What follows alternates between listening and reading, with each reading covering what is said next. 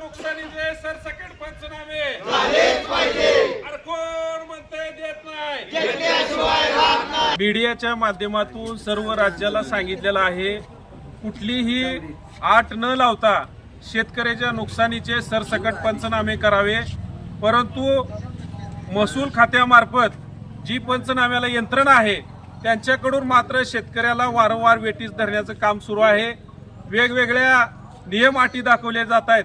त्यामुळं या व्हिडिओच्या माध्यमातून पंढरपूर तालुक्यातील तसेच सर्व सोलापूर जिल्ह्यातील प्रशासनाला आमचा इशारा आहे, जर शेतकऱ्याचे पंचनामे तुम्ही सरसकट नाही घेतले तर तुम्हाला सुद्धा आम्ही सस्पेंड करण्याची मागणी करू आणि तुमच्या ऑफिसला येऊन कुलप लावल्याशिवाय स्वस्थ बसणार नाही।